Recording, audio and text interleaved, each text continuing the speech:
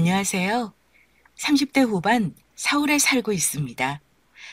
노래 좋아하세요? 저는 옛날 트로트 가사 중 쨍하고 해 뜰 날 돌아온단다 라는 가사를 참 좋아합니다.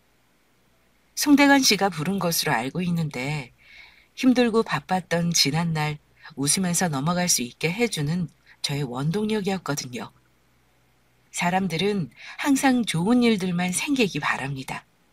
저 역시도 그렇고요. 하지만 생각하는 것처럼 인생은 호락호락하지 않죠. 무엇보다 다른 사람들의 마음이 제 마음 같지 않다는 것, 특히 평생을 함께 살기로 한 배우자가 원인이라면 더욱 힘들어지기 마련이죠. 힘들어지는 것이 몸이라면 하루가 끝나는 저녁 시간, 지쳐 쓰러져 자면서 시간 가는 줄 모를 것 같습니다.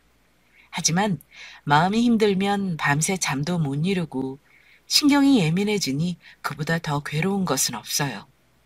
그렇게 고되었던 저의 인생에도 이제 쨍하고 해뜰 날이 돌아왔어요. 이제는 좋은 날들만 있길 바라며 많은 응원 부탁드립니다. 이야기 시작할게요. 늘 자르던 스타일로 잘라주세요. 네, 고객님, 투블럭 컷 말씀하시는 거죠? 요즘 날씨가 선선해져 찬바람이 부니까 위 스타일은 좀 길게 자를게요. 네, 디자이너님 마음대로 해주세요. 저는 헤어 디자이너 일을 하고 있습니다. 보통 남자들은 컷을 하러 한 달에 한 번 오는데 2, 3주에 한 번씩 오는 사람이 있었어요. 큰 미용실이라 디자이너 선생님들이 여럿 있었는데 머리를 자른 이후 늘 자르던 스타일로 잘라달라는 말 때문이었습니다. 하루에도 수십 명의 헤어를 담당하고 있었기에 고객명을 확인하고 코멘트를 체크하지 않으면 지난번 어떤 스타일로 했는지 기억하기 어려운 부분들이 있었어요. 하지만 이 고객님은 한 달이 채 되지도 않아 늘 자르던 스타일이라고 말하는 덕에 기억하기 쉬웠습니다.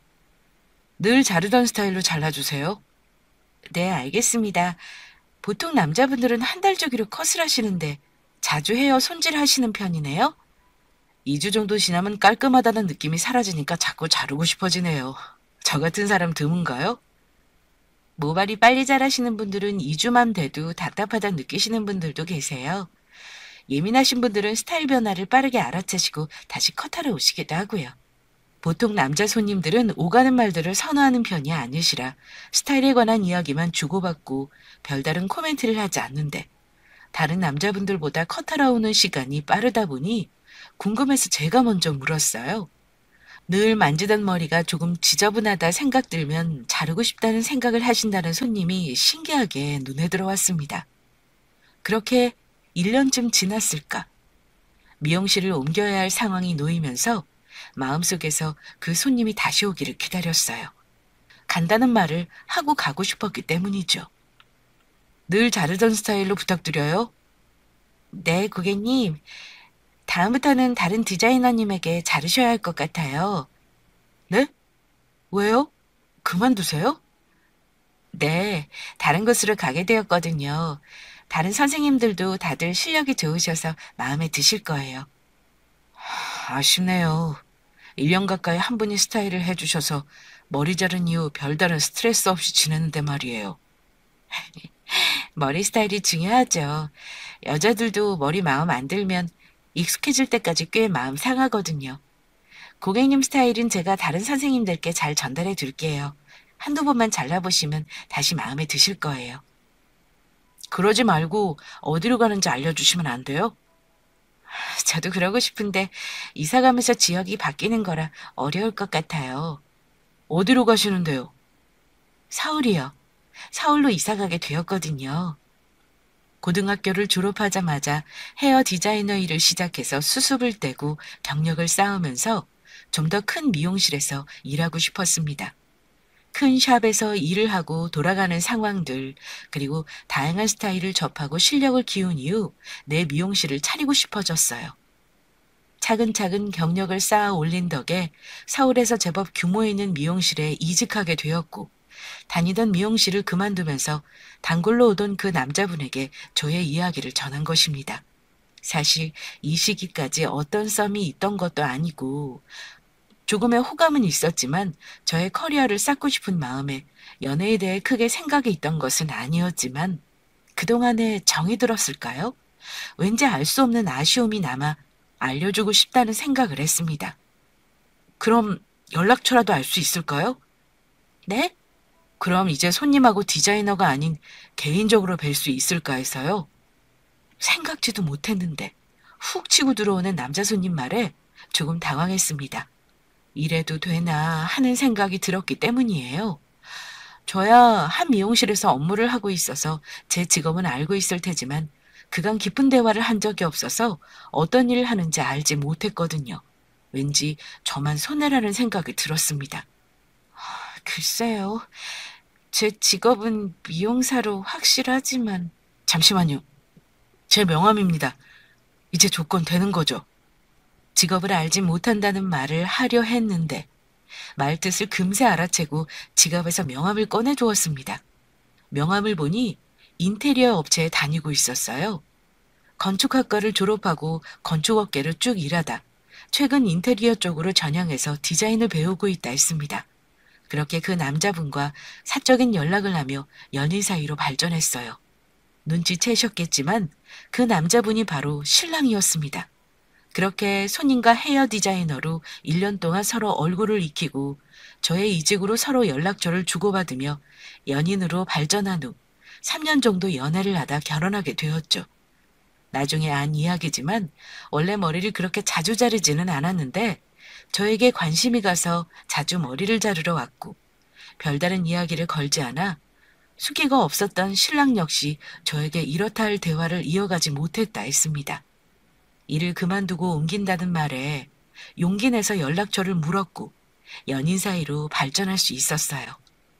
정수가, 우리 결혼하면 나 일 그만두고 네 일 도우면서 내 사업 구상하면 어떨까? 일을 그만둔다고? 우리 결혼하면서 집 사는 대신 지금까지 모은 돈으로 네 미용실 오픈하기로 했잖아. 자리 잡으려면 여기저기 신경 써야 하고 임신이라도 하면 애기도 봐야 하는데 당분간은 내가 네 일 도우면서 내 일 알아보면 어떨까 해서. 어떤 일을 하고 싶은데? 왜 다니던 직장을 그만두려 해? 어차피 디자인하는 거면 내가 내 이름 걸고 하게. 한샘주방 같은 체인을 하더라도 내가 사장이 되면 나에게 수익이 더 많이 떨어지니까. 너도 네 이름 걸고 네 업체 차린 것처럼 나도 이제 내 업체 갖고 싶어. 한 사람이 사업을 하면 다른 한 사람은 안정적인 직장을 다니는 것이 유리하다는 말을 수없이 들었던 터라 덜컥 겁이 났습니다.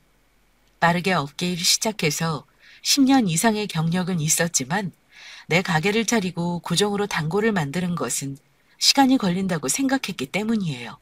하지만 신랑의 말에 단칼에 아니라고 할 수도 없었죠. 왜냐하면 결혼과 동시에 제 가게를 오픈한다는 것이 신랑의 생각이었기 때문입니다. 정수가, 우리 결혼할 때 집을 줄이고 네 가게 작게라도 오픈하는 거 어때? 내 가게를? 그래. 전부터 느낀 거지만 네 실력이면 충분히 자리 잡고 지금 일하는 것보다 훨씬 더 네 능력을 펼칠 수 있을 것 같아서. 생각을 안 해본 것은 아니지만 급작스런 제안에 사실 놀랐습니다. 내 가게를 차린다? 막연하게 꿈을 꾸었지만 그게 결혼과 동시에 이루어진다는 생각을 하지 못했거든요. 설레임으로 다가온 나의 가게, 그리고 자신의 꿈도 펼치고 싶다는 신랑의 말 사이에서 신랑에게 내가 안정적으로 자리를 잡을 때까지 회사를 다니라고 말하는 것은 조금 이기적이라 생각이 들었습니다. 서로 모은 돈으로 제 가게도 차리고 집도 얻는 거라 어찌 보면 신랑의 도움을 받는다 생각하고 나니 어느 정도 신랑이 자기가 하고 싶은 일을 하기까지 1, 2년은 신랑이 쉬는 것도 괜찮다 생각했죠. 집안일을 해야 할 수 있고 가게도 정리를 도와줄 사람이 있다면 제가 굳이 일을 안 해도 되니 손님에 더 집중할 수 있으니까요. 그러면 더 자리를 빨리 잡을 수 있다고 생각했습니다. 그래 자기야, 당신도 1년 정도 내 일 안정적으로 자리 잡는 것도 도와주고 당신이 할 일도 생각해보자. 고마워 정수가. 역시 너라면 내 생각 응원해 줄 것 같았어. 그렇게 결혼을 함과 동시에 저는 제 이름을 건 헤어샵을 오픈하고 신랑은 일명 셔터맨이 되었습니다. 약국이나 미용실처럼 하루 종일 가게 안에서 돈을 버는 와이프를 보조하는 남자를 셔터맨이라 부른다면서요. 아침에 출근 때 따라가서 셔터 올려주고 퇴근할 때 가게 셔터를 내려준다 하여 셔터맨이라 부른다죠. 오픈하고 첫 한 달은 그럭저럭 지나갔습니다. 저는 손님들을 대하느라 정신이 없었고 신랑은 중간중간 와서 수건을 빨거나 손님이 많은 시간에는 바닥 청소를 하는 등의 보조적인 일들을 도와줬어요. 정수가, 나 미용실 되도록 안 가고 너 도우는 방법은 없을까? 그게 무슨 소리야? 내 일을 도와준다고 겸사겸사 일 쉰 거 아니었어? 아니, 그렇잖아. 가면 순 여자 손님들밖에 없고 나 가고 나면 남자가 일은 안 하고 이런 거 돕는다고 쑥덕쑥덕 대고 수건은 더 사서 저녁에 돌리고 말리는 것도 건조기 작은 거 하나 사면 될 것 같고 저녁에 청소하는 건 하겠는데 낮에 가게 상점에서 계산하는 거나 바닥 쓰는 거는 알바 뽑으면 안 돼? 기가 막혔습니다.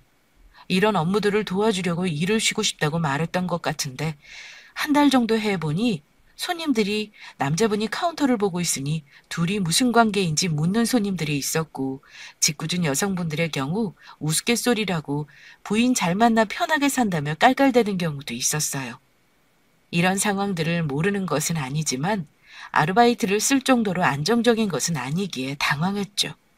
자기야, 내가 지금 수입이 일정해서 사람을 고용할 수 없다는 거 당신도 알잖아. 샵이 생겼다니까 동네 사람들이 많이 오긴 했어도 이 사람들이 다음 달 그 다음 달까지 이어져야 나도 예측할 수 있는데 지금은 안 돼. 당신 마음 모르는 거 아니지만 앞으로 2달은 더 봐줘. 아니면 당신 빨리 사업해서 사람 쓸 수 있는 정도의 보조금을 주던가. 이제 한 달 쉬었다. 너 도우면서 동기들이 어떤 일이나 하나 여기저기 알아본 게 전부인데 어떻게 사업을 차린다 그래? 애들 장난하는 것도 아니고. 알았어. 앞으로 딱 2달만 네 일 도와줄게. 그 다음은 사람 쓰는 거다. 처음 말했던 것과 다르게 신랑은 가게 일을 돕는데 열심히 하지 않고 마지못해 하는 형식으로 바뀌기 시작했습니다. 화도 나고 답답했는데 자기 사업을 구성한다고 했고 때문에 나도 빠르게 내 가게를 차릴 수 있었기에 쨍하고 해뜰 날 돌아온단다라는 노랫말 가사처럼 좋은 일이 올 거라 기대하며 지냈어요. 무엇보다 처음 오픈하고 오셨던 손님들의 70%가 다시 찾아주시면서 안정적으로 빠르게 자리를 잡을 수 있었습니다. 뭐? 명절에 시댁에 100만 원 용돈을 드리자고? 정수가 뭘 그리 놀라고 그래. 나 장남이잖아. 결혼하고 첫 명절이라 엄마 이것저것 준비할 텐데 너 가게 열어야 해서 가서 도와줄 수도 있는 것도 아니고 적어도 엄마가 음식한 재료값이나 수고비 정도는 드려야 할 것 아니야. 자기야, 내가 못 가면 당신이 가서 도우면 되잖아. 물론 나도 가서 돕지. 그래도 아들이 돕는 거랑 며느리가 와서 돕는 거랑 같아? 바쁜 며느리 못 온다고 우리 엄마가 뭐라고 하시는 것도 아니고 서로 좋자고 그러는 거니까 그런 반응 하지 마. 결혼하고 맞이하는 첫 명절. 연휴가 길었는데 연휴 모두 쉴 수 없었습니다. 오시는 손님들 중 직장인들도 많았는데 연휴 당일은 아니더라도 전후로 혹시 오픈하는지에 대한 문의가 많았거든요. 휴일에 헤어스타일 변화를 주고 싶은데 문 여는 곳들이 거의 없고 마음에 드는 미용실을 찾아서 조심스럽게 물어본다는 말에 오픈하게 되었죠. 미리 예약으로 오픈하는 거라 일정을 어느 정도 조율할 수 있었지만 명절 당일에만 쉬고 전날 오전, 다음날 오후에는 업무를 해야 했기에 시댁에 가서 전을 부치거나 도와드릴 수 있는 상황은 아니었습니다. 하지만 100만 원은 좀 과하다 생각이 들었어요. 자기 결혼 전에 어머니한테 얼마 드렸는데? 나? 적어도 50만 원은 드렸지. 그럼 그 선에서 맞추면 되는 거 아니야? 당신이 일하는 것도 아니고 첫 명절부터 100만 원이면 나중에 더 많이 나가야 할 거 아니야? 그리고 시댁 100만 원 드리면 우리 집은? 우리 집도 100만 원 드리고 나면 내가 명절 버는 돈보다 더 나가야 하잖아. 너무 과해. 나는 줄였으면 해. 시댁은 제사도 해야 하고 며느리가 할 도리가 있으니 못 가고 못 도와드리니까 100만 원이지. 처가는 그렇게 안 드려도 되는 거 아니야? 당신이 장남이 아니니 제사에 돈 드릴 이유도 없고 용돈 명목으로 30만 원 정도면 적당할 것 같은데? 뭐라고? 어처구니가 없었습니다. 쥐뿔 가진 것도 없으면서 시댁에 용돈 많이 드려야 하고 친정에는 제사에 대한 책임이 크게 없으니 용돈을 많이 드릴 필요가 없다니요. 무엇보다 지금은 제가 가게 일을 하고 있고 이렇다 할 일을 하는 것도 아닌데 말입니다. 정말 울며 겨자 먹기로 첫 세 달은 가게 일을 도왔지만 이후에는 크게 신경 쓰지 않았거든요. 그러고 다가온 첫 명절, 무언가 억울하다 생각이 들었습니다. 자기 언제 일할 건데? 사업은 구상하고 있는 거야? 이야기가 왜 그리로 가? 나도 알아보고 있어. 그런데 지금 경기가 안 좋대. 어설프게 시작했다 망할 수 있다고. 내가 다 알아보고 있으니 보채지 마. 신랑은 인테리어 업계 쪽 경기가 안 좋다며 어설프게 시작했다 소리 없이 사라질 수 있다 했습니다. 여기저기 알아보며 어떤 것을 주력으로 할지 결정도 해야 하고 트렌드에 대해서도 알아보는 등 나름대로 계획을 구성하고 있으니 걱정 말라는 소리도 덧붙였죠.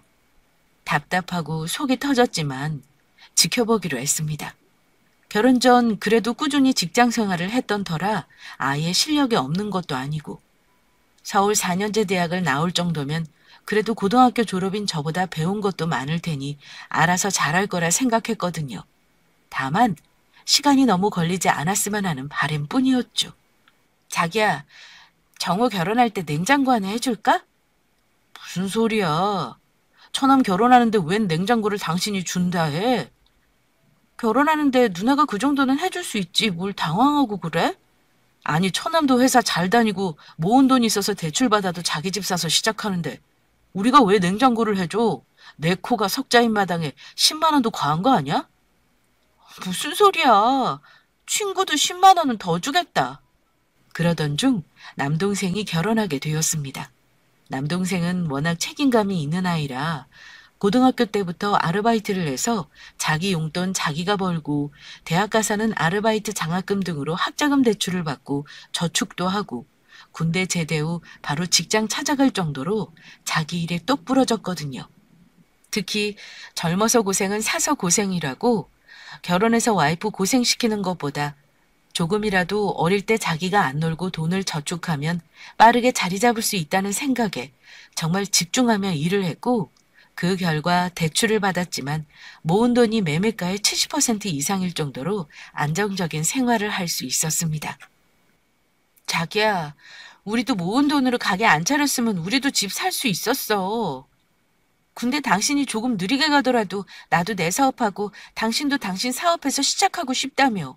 그래서 당신 원하는 대로 했는데 그게 무슨 소리야. 정우는 잘 살고 우리는 못 살아? 나 냉장고 해줄 테니까 더 이상은 말 그만해. 아니 능력이 없는 동생도 아니고 10만 원도 충분하고만 뭐 그리 해주려고 애쓰는지 몰라? 그 이상의 신랑 말을 듣지 않았습니다. 신랑은 여전히 결혼하고 1년이 지나가면서 사업 구성 중이라는 그럴듯한 말로 별다른 일을 하고 있지 않았거든요. 어차피 제가 벌어 쓰는데 그 정도 지출까지 눈치 보고 싶지 않았습니다. 다행히 가게는 자리를 잡고 보조 디자이너 선생님을 여러 명 고용할 정도로 안정적인 수입이 유지되었기 때문이에요. 네? 월세로 돌리신다고요? 네. 제가 하던 일을 그만두게 돼서 별다른 수입이 없거든요. 전세를 월세로 돌리면 다달이 받는 돈이라도 있으니 그렇게 하려고요. 보증금으로 좀 올리고 월세를 낮추는 형식은 어느 정도까지 가능할까요? 죄송해요. 저도 별다른 벌이 없이 월세로 당분간 살 예정이라 월세값을 내릴 생각은 없습니다. 마른 하늘에 날벼락이 떨어지는 것 같았습니다. 결혼하고 가게를 오픈하는 바람에 신혼집은 전세로 작은 평수 아파트로 들어갔는데 집주인이 집 계약이 돌아오자 월세로 바꾸겠다고 말했어요. 안정적인 수입을 벌고는 있었지만 아직 신랑은 일을 하는 것도 아니고 이제 저축을 할 수 있는 정도인데 여기서 지출이 늘어나면 별다른 이득이 없을 거라 조급함이 들었습니다. 자기야, 우리 집 살까? 매매하자고? 그렇잖아. 월세는 다 버리는 돈인데 거기에 조금 더 보태면 원금에 이자 갚을 수 있는 비용이 될 텐데 어차피 2년 뒤쯤에 집 살 생각이었으니 조금 더 빠르게 사는 거지 뭐. 그렇게 결혼 8년이 지나서 32평 아파트를 70% 대출 끼고 구매하게 되었습니다. 매매 가격이 4억대 초반이었는데 30년 균할로 상환하면 감당할 수 있는 수준의 이자와 원금이라 조금 힘들더라도 진행해야겠다 싶었어요. 무엇보다 제가 하는 일이 별다르게 지출을 하지 않으면 몇 년에 한 번씩은 원금을 크게 갚을 수 있어서 이러한 형식으로도 갚고 신랑이 일을 하기 시작하면 그렇게 또 갚으면서 10년 안에 내 소유로 하면 되겠다 생각했습니다. 자기 사업은 언제 할 거야? 내가 사실 주방 쪽 업체로 생각하고 있었거든. 대부분 리모델링을 해도 주방 화장실을 기본으로 하지 모든 것을 다 하는 경우들은 적은 편이라. 그런데 이게 또 문제가 있더라고. 신랑은 여전히 집을 사고도 사업 구상을 하며 지냈습니다. 제가 아직도 구상이냐고 물을 때마다 그럴싸한 답으로 회피하기 일쑤였어요. 차근차근 준비하며 괜찮다 생각해서 더 자세히 알아보면 걸림돌이 있어서 섣부르게 할 수 없다는 시기죠. 집을 매매하고 이사를 갔지만 인테리어를 별도로 할 수는 없었습니다. 대출을 많이 받았고 집을 리모델링 하는데 사용되는 3, 4천의 돈도 아껴서 집 대출금을 갚거나 가게를 넓히는데 보탬이 되고 싶어서였어요. 그렇게 몇 년간은 정말 쨍하고 해뜰 날을 기대하며 바쁘게 지냈습니다. 원장님, 오늘 좋은 일 있으세요? 왜? 그래 보여? 네, 요즘 콧노래 부르는 날들이 많아지셨어요. 몇 달 원금과 이자를 갚아나가면서 1년에 한 번씩은 원금 상환을 했는데 내가 모은 만큼 이율이 줄어드는 재미가 쏠쏠했거든요. 가게는 가게대로 잘 되고 돈을 모아 원금을 갚아가는 재미에 빠져 살았습니다. 이때 신랑은 뭐 하고 있었냐고요? 여전히 명절이나 시부모님 생신이 되면 장남 타령을 하면서 뭐라도 더 시댁에 퍼주고 싶어 저에게 이런저런 논리들을 펴고 여전히 사업 구상만 결혼은 7년째 이어가고 있었죠. 그래도 양심은 있는지 저녁을 차려달라는 철없는 소리는 하지 않아서 그럭저럭 지냈던 것 같습니다. 저는 가게가 오픈한 날은 가게에서 식사를 하는 경우가 많았고 휴일은 둘 다 나가서 사 먹었거든요. 집안일 같은 경우에는 청소기를 돌리는 부지런함이 있는 신랑은 아니어도 지저분하다 집안을 어지럽히는 성격도 아니었기에 로봇 청소기를 돌리고 며칠에 한 번 빨래하는 것으로 보냈어요. 음, 원장님, 체하신 거 아니에요? 아, 요즘 들어 체기가 계속 있네. 혹시 임신한 건 아니고요? 얘는 결혼하고 7년이다. 생길 애였으면 벌써 생겼게? 그간 일이 바빠서 그런지 아이가 들어서지 않아 크게 신경 쓰지 않았는데 나이가 점점 들면서 걱정이 들었습니다. 하지만 말했던 것처럼 7년인데 생기려면 벌써 생겼겠지 생각하고 별다른 기대를 하지 않았어요. 하지만 곰곰이 생각해보니 생리를 2달 건너뛰었습니다. 원래도 하루 종일 서서 일하면서 생리가 불규칙하긴 했는데 텀이 길게 벌어진 적은 있어도 이렇게 2달 이상 안 한 적은 없었거든요. 혹시나 하는 마음에 임신 테스트기를 해보았는데 선명하게 2줄이 보였습니다. 자기야, 나 임신했어. 뭐라고? 정수가 정말 수고했어. 나 이제 아빠 되는구나. 임신의 기쁨이 생겨서였을까요? 결혼하고 그 시기 다시 제게도 쨍하고 해뜬 날이 되었습니다. 신랑이 다시 가게 일을 도와주며 관심을 보였거든요. 지금도 여전히 별다른 일을 하는 것은 아니고 임신을 하면서 초기 안정기가 중요하다는 것을 어디서 들었는지 별다르게 요구하지 않았는데 가게 데스크에 앉아있는 날들이 늘었습니다. 요즘 실장님 자주 매장 나오시네요? 왜? 내가 나와서 불편해? 아니요. 실장님이 나와 계시니까 원장님이 편해 보여서요. 신랑이 매장에 나오면 직원들은 실장이라 불러주었습니다. 별다른 담당 일이 있는 것도 아니고 손님들을 안내하고 계산하는 정도를 하는 거라 늘 데스크에 앉아있는 게 전부였지만 직원들은 실장님 대우를 해주며 원장 남편이라는 부분을 높이 평가해 주었어요. 신랑은 제가 가게를 처음 했을 때 가게가 어수선하고 작은데 카운터를 보고 있는 이미지를 별다르게 선호하지 않았습니다. 하지만 결혼하고 자리를 잡고 집을 사고 2년 뒤쯤 가게도 확장한 터라 이제는 직원들도 아르바이트생들까지 10명이 넘어가다 보니 카운터에 앉아 돈을 받는 것도 나름 괜찮다 생각한 듯 했어요. 카운터도 원래는 제가 신경 써야 하지만 제가 신경 쓰지 않아도 되니 편했고 저를 지목하는 사람들을 제 컨디션에 따라 예약을 조율하며 임신기간 내에도 업무는 계속됐습니다. 자기야, 좀 쉬는 게 낫지 않아? 어떻게 그래. 그래도 내 실력 보고 오신 분들인데 선생님들이 실력 있어도 내가 있고 없고 차이가 커. 그래도 우리 지역에서 체인 아닌데도 인지도 있게 운영하는데 유지하려면 이건 당연한 거야. 하여간 당신 진짜 멋있어. 처음 듣는 말이었습니다. 제 일을 인정받은 듯한 말도 좋았어요. 임신을 해서 다리가 부어오르기 시작했지만 곧 출산일이 가까워오고 있었고 3개월 정도 산후조리를 하고 나면 다시 쉬엄쉬엄 복귀할 생각이라 무리하는 것 아닐까 걱정이 되기도 했거든요. 하지만 신랑한테 멋있다는 말을 들으니 그동안의 수고가 한순간에 씻겨 내려가는 듯한 느낌이었습니다. 그렇게 출산을 하고 3개월의 산후조리를 끝낸 후 다시 업무에 복귀했어요. 정수가, 나 이제 사업 시작하려 하는데 아직 민석이가 어리니까 내가 당분간은 애를 봐야 할 것 같은데 당신 생각은 어때? 산후조리를 끝내고 다시 출근을 앞둔 어느 날 신랑이 제게 말했습니다. 이제는 사업 구상이 어느 정도 끝났고 사업을 시작하고 싶지만 민석이가 너무 어려서 부모가 둘 다 일에 바쁘면 아이를 볼 사람이 없다는 것이었죠. 당신이 사업을 한다면 민석이야 우리 엄마가 봐도 되고 어머니께 부탁해도 되지 않아? 어머님은 이미 처남 아이들 보고 계시고 우리 엄마는 애들 못 보셔. 그렇지 않아도 관절 약하신데 애 보다가 관절 다치기라도 하면 어쩌려고. 아직 애가 어려서 도우미 쓰는 것도 불안하고 내가 1년 정도는 키우는 게 맞는 것 같아.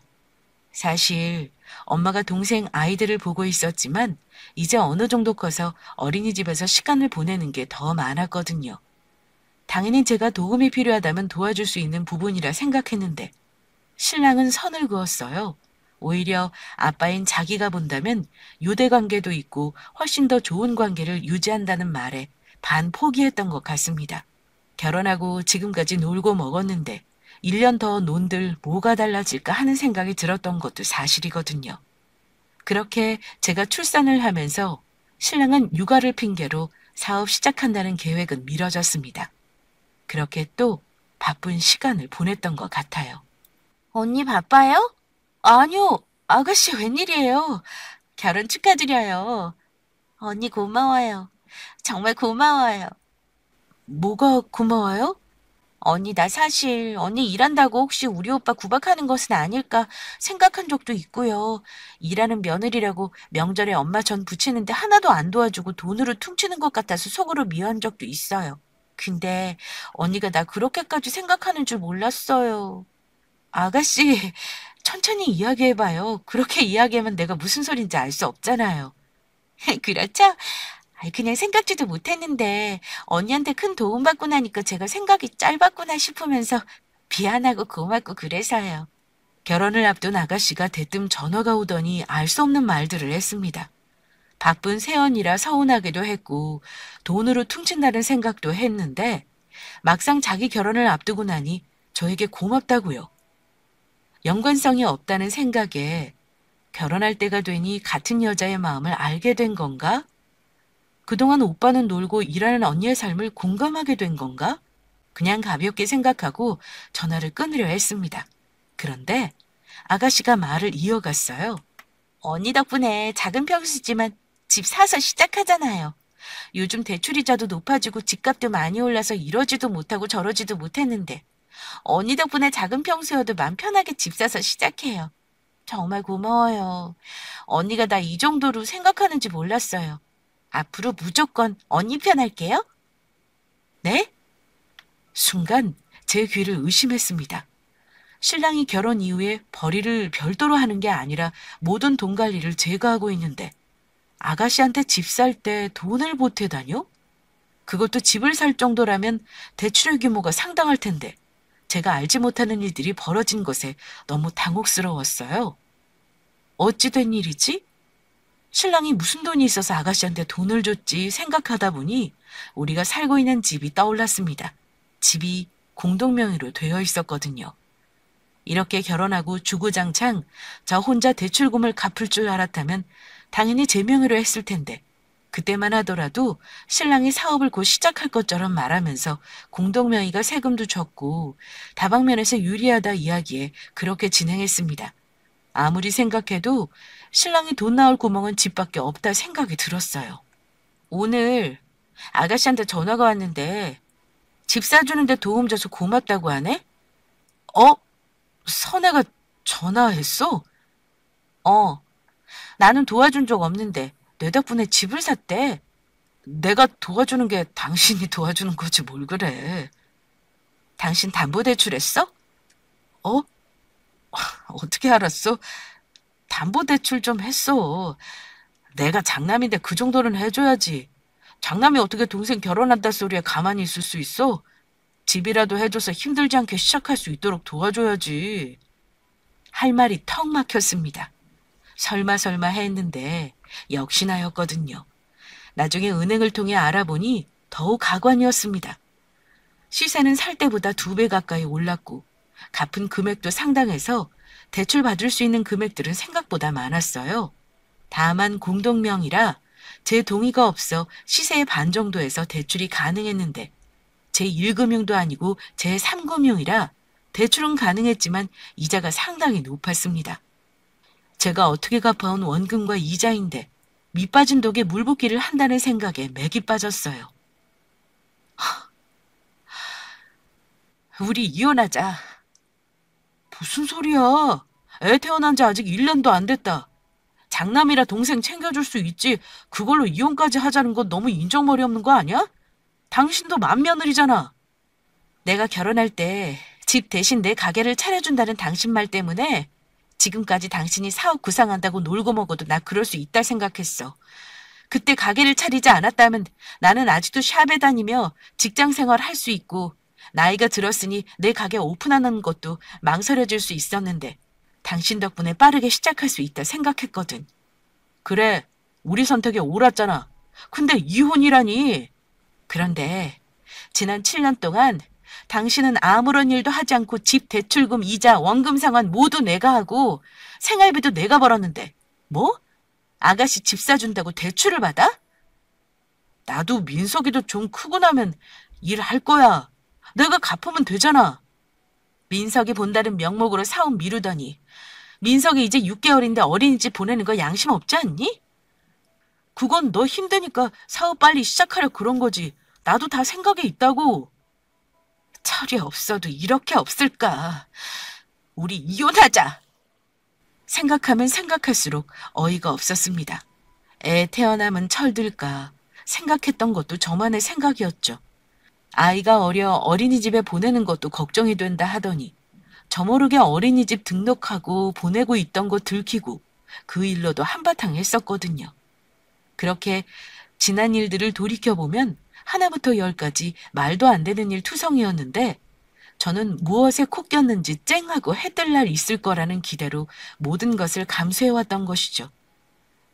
사람은 변하지 않는다라는 생각이 들면서 지금껏 신랑 도움을 받은 것보다 저 혼자 버텨왔다는 생각에 결혼 생활을 유지할 필요성을 느끼지 못했습니다.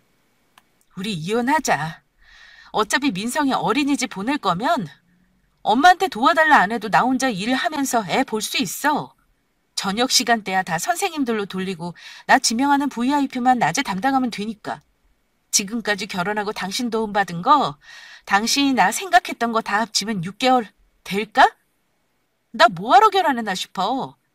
차라리 혼자였다면 마음이라도 편했을 텐데 말이야. 정수가 화 많이 났구나. 미안해.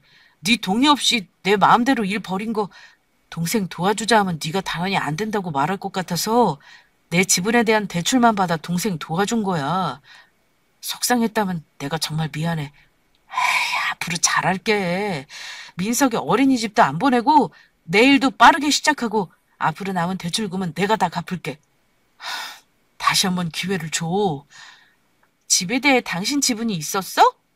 이 집 대출금, 이자, 원금 상환 모두 내가 벌어서 했는데 공동 명의로 이름이 올라가 있으면 당신 지분이 있는 거야? 착각도 유분수지. 어차피 당신 명의로 대출받은 거 당신이 갚아야 할 돈이야. 그 빚 혼자 다 갚으면 되겠네. 미련 하나도 없으니 이혼해. 그렇게 신랑하고 이혼하게 되었습니다. 이혼할 때 재산 분할할 것도 거의 없었어요. 초반에 결혼할 때 서로 모은 돈으로 시작했던 그 부분에 대한 인정 이외에는 신랑이 인정받은 부분이 하나도 없었거든요. 그도 그럴 것이 결혼하고 일은 다 제가 하고 그렇다고 집안일이나 가게 일을 도운 것도 없으니 인정받을 수 있는 재산 부분이 하나도 없었습니다. 당연히 담보대출을 받은 원금과 이자는 빚으로 신랑이 떠맡게 되었죠. 그렇게 이혼을 하면서 드디어 제 인생에 쨍하고 해뜰 날이 돌아왔습니다. 돌이켜보면 결혼 생활 중 행복하고 즐거웠던 기억은 얼마 되지 않는 것 같아요. 오히려 제 가게를 오픈했을 때, 민석이를 임신한 지 알았을 때, 출산했을 때, 그리고 중간에 가게를 확장하고 손님들이 더 늘어났을 때처럼 즐거웠던 날들은 모두 저 혼자였던 것 같습니다. 그래도 마음 한켠에 고마운 마음은 들었어요. 저의 실력을 인정해준 사람이었고 제가 사업을 할 수 있도록 밑바탕을 만들어준 사람이니까요. 다만 그것이 본인이 놀고 먹으려고 한 것은 아닐까 의심하는 부분이 조금 있지만 그렇게까지는 생각 안 하려고 합니다. 그런다면 저의 지난 삶들이 조금 슬퍼질 것 같거든요. 그렇게 저는 다시 혼자의 삶으로 돌아왔어요. 솔직히 아직도 저에게 해뜰 날이 돌아온 거라 믿고 싶진 않아요. 단지 흐렸던 날들이 조금씩 개이는 느낌이 들 뿐이죠. 삶이라는 건 항상 내가 원하는 방향으로 가는 건 아니라는 것을 이번 기회에 배웠습니다. 대신 열심히 산다면 방향을 바꿀 수 있는 힘이나 의지가 생길 수 있다는 것도 알았죠. 때로는 그것이 돈이 될 수 있지만요. 금전적으로 안정감을 주지 못했던 지난 결혼 생활로 인해 혼자일 때보다 더 이를 악물고 살아온 것 같습니다. 덧붙이자면 육아에 하나도 도움 안 줬으면서 대를 잇는 장손이라며 이혼해도 아이 많은 자기가 키우겠다고 소송까지 했지만 당연히 양육권을 가져가지 못했어요. 결혼하고 벌이가 하나도 없었고 담보대출로 빚만 잔뜩 있는데 그놈의 장남, 장손이 밥 먹여주나요? 이렇게 허우대만 멀쩡하고 하나부터 열까지 못난 사람이었다는 사실을 뒤늦게 깨닫고 나니 결혼 생활에 미련이 하나도 안 남습니다. 이제는 민석이도 제가 키우기로 했으니 일은 조금 쉬엄쉬엄 하면서 저를 돌아볼 시간을 가지려고 해요. 그동안 가장 노릇하느라 앞만 보고 달려왔으니 조금은 주위도 돌아보며 살아보려 합니다. 결혼 생활은 실패했지만 제 이름으로 서울 34평 아파트도 있고 서울 변두리지만 제 이름을 건 샵도 크게 있으니 저 이만하면 잘 살고 있는 거 맞죠? 오늘도 손님 헤어스타일 만지며 속으로 불러봅니다. 쨍하고 해뜰 날, 나의 봄날도 돌아온다고 말이에요. 긴 사연 읽어주셔서 감사합니다.